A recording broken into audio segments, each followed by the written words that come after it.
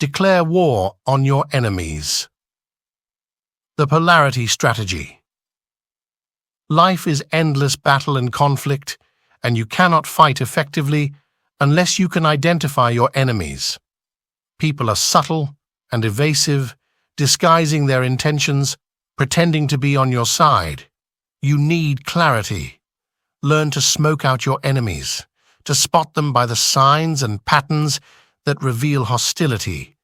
Then once you have them in your sights, inwardly declare war. As the opposite poles of a magnet create motion, your enemies, your opposites, can fill you with purpose and direction. As people who stand in your way, who represent what you loathe, people to react against, they are a source of energy. Do not be naive. With some enemies there can be no compromise, no middle ground. Then Xenophon got up and first called together the under-officers of Proxenos. When they were collected, he said, "Gentlemen, I cannot sleep, and I don't think you can. And I can't lie here when I see what a plight we are in. It is clear that the enemy did not show us open war until they thought they had everything well prepared, and no one among us takes the pains to make the best possible resistance. Yet if we give way and fall into the king's power, what do we expect our fate will be?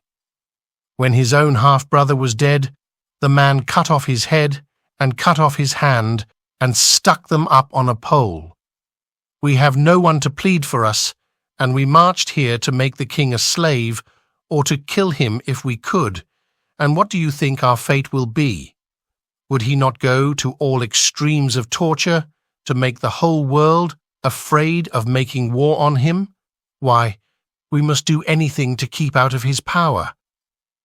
While the truce lasted, I never ceased pitying ourselves. I never ceased congratulating the king and his army. What a vast country I saw.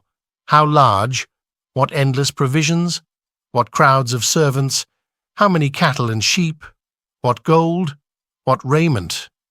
But when I thought of these our soldiers, we had no share in all these good things unless we bought them, and few had anything left to buy with, and to procure anything without buying was debarred by our oaths.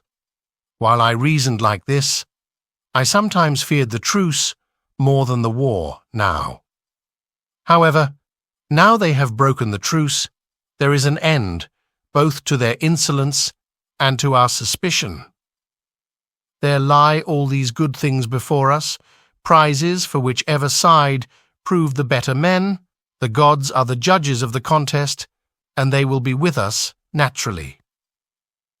When you have appointed as many commanders as are wanted, assemble all the other soldiers and encourage them. That will be just what they want now.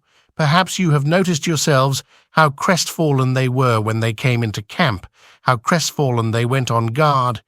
In such a state, I don't know what you could do with them, but if someone could turn their minds from wondering what will happen to them and make them wonder what they could do, they will be much more cheerful.